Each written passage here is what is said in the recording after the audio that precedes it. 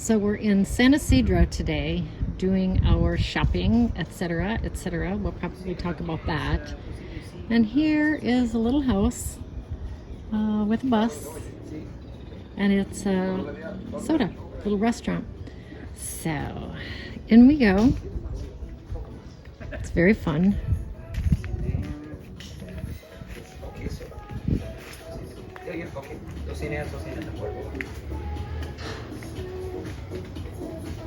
Hola. Hola, hola. Es para nuestro canal de YouTube, ¿está bien? Sí, sí. Entonces sería 3 tacos de ojos y 2 cine. Perfecto, gracias. Ribs on fire. Ribs on fire. ¿Habla inglés? No. Todavía no. Oh my gosh! There's seating up here. More cakes? So fun! Okay, handsome puppy, what'd you get? I got a burger of some sort. I'm not sure. It's absolutely beautiful. Gracias. So, tocineta y cebolla y es un glaze. No sé. Okay. And what did you get? I got 3 hongo tacos.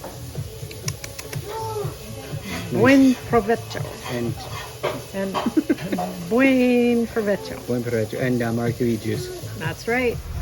So if you're in San Isidro, here you go.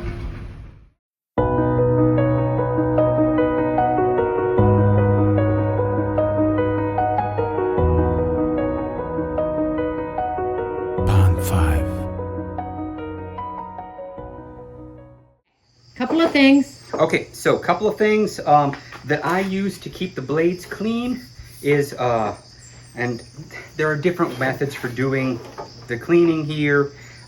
Be really careful. These things can, when I sharpen them, they can be extremely sharp. I have cut myself mildly with them. I try to be very careful when I'm playing with them or doing anything with them. So a lot of times you'll have some surface rust, and so some of the things that I use, coarse steel wool and fine steel wool.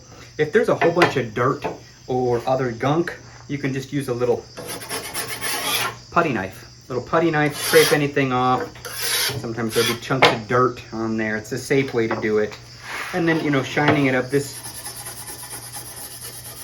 I'm not getting that close to the blade intentionally. If I was gonna get closer to the blade, I might use gloves. So you can see what I'm doing is just taking off some of that surface rust. This guy hasn't been used as much lately. These are dirty, but not rusty. And so, yeah, same thing. Both sides. This is coarse steel wool. So this is gonna do just sort of a rough job. The fine steel wool is gonna give it more of a shine. I'm not gonna spend a whole lot of time on this. This is sort of a Scotch-Brite-ish pad, so this wetted down, this can clean it up a little bit. One thing you don't want to do that I have discovered is you don't want to leave your machete wet. Anytime, if it gets wet, if it gets dirty, the sooner you can clean it off, the better, just so it doesn't rust. Because these are tools that we use a lot. We have, this guy is in the car for emergencies and things like that. And then, just real quick, what I do is whenever I'm sharpening with the file, you can kind of see there's a profile on it. Wait. I always sharpen away from the blade. Can we see the file? Yeah. So you can see the profile there. It's kind of an angle. I'm sure there's a name for this type of file. I don't know if it's a tool file, a bastard file. Is it quite rough? I suppose. I don't know the grit of it. Okay. Yeah, it's just it's one that was recommended at the hardware store for sharpening machetes.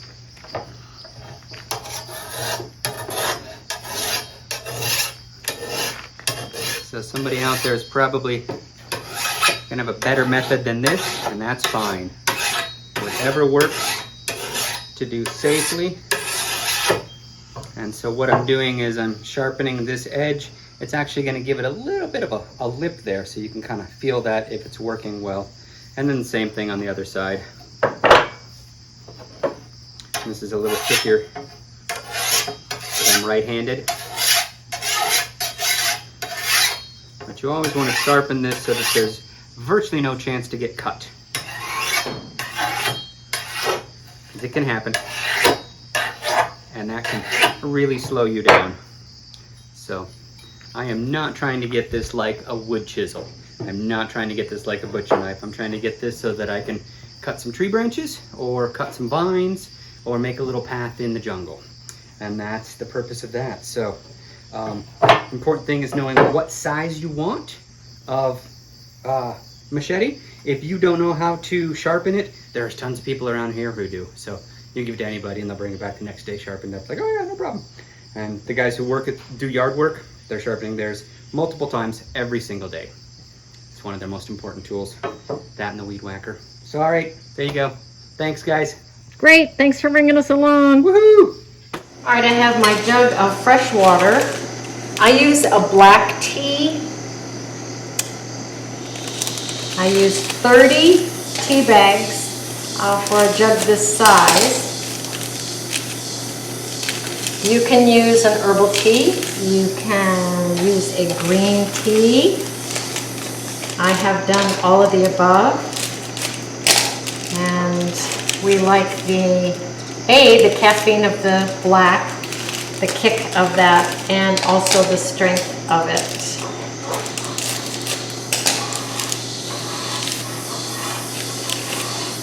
Okay, I will set this out in the sun for sun tea, or simply set it on the counter for about 12 hours and let that brew naturally without any heat.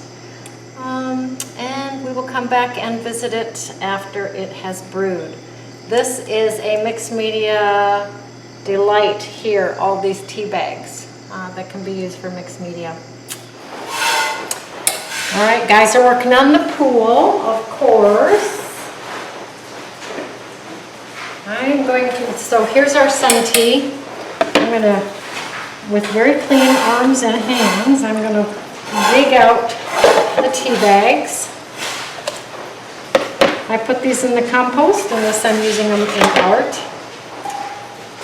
which you can only use so many. Add 1 cup of sugar. Stir that till it dissolves. It doesn't take very long actually. Sometimes you miss a tea bag tag. You can see that floating around. Looks like we got everything this time.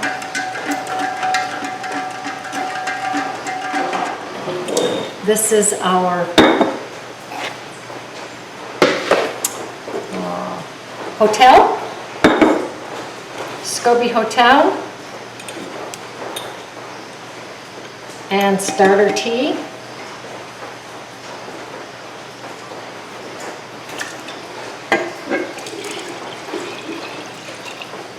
The SCOBY does need to breathe, so we will put the fabric back on. So this will be ready to play with in 10 precious days. Okay, the guys are working on the pool, so I am going to probably do a voiceover on this. Anyway, this is the kombucha that's been sitting for 10 days with a fabric over the top so that it can breathe. All right, remove the SCOBY, which is like a big old mushroom.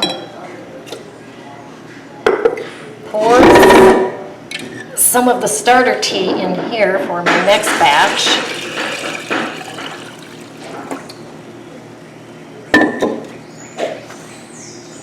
Bring in about, for this amount, probably about 3 or 4 cups of fruit. I have some frozen mango from our yard.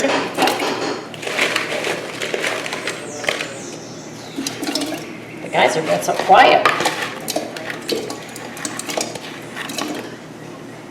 Any fresh fruit will do. Pineapple, plums, bananas. I love bananas in there.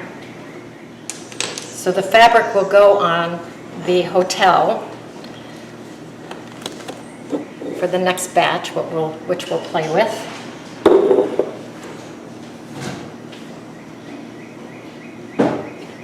I have turmeric from the garden.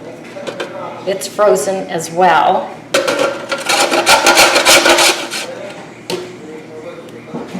I grate it just as is. I don't worry about the skin. A couple tablespoons of turmeric. Ginger is a fun idea. We have not harvested our ginger yet. Put an airtight lid on it. And this sits with the fruit for 2 days. Okay? This is called a SCOBY hotel. And I will use this in a few days to create some more kombucha. All right, so we have our capped kombucha with our fruit. We have mango and turmeric in here. I may have tossed some pineapple and papaya and stuff like that in during the last couple of days. Maybe our fruit salad wasn't so fresh, so I tossed it in here. I have a sieve and a bowl, and basically what I'm going to do is pour the kombucha through the sieve, collecting the fruit. I will toss this fruit into our compost, and I will bottle up that kombucha.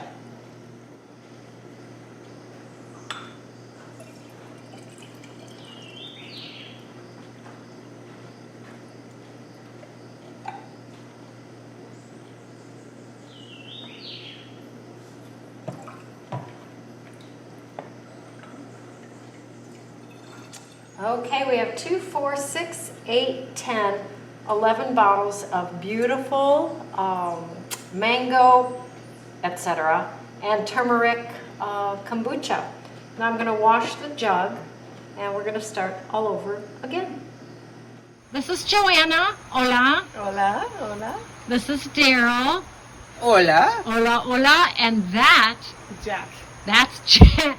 That is Jack. And William. And William is here. Perfecto. And we are in their jungle, which is amazing. You have been here before when the cicadas were Singing. singing. That they were. Absolutely. And this is the surgical table. This is the surgical table. So we will bring you along when it's time. Until then, here we go. Coconut oil, your best friend. You make sure you put it on anything that is going to come in contact with your jackfruit. Has to have coconut oil on it. And the jackfruit. You got, yes. Wow. Wow. Daryl has made the first slice, and that's the goo.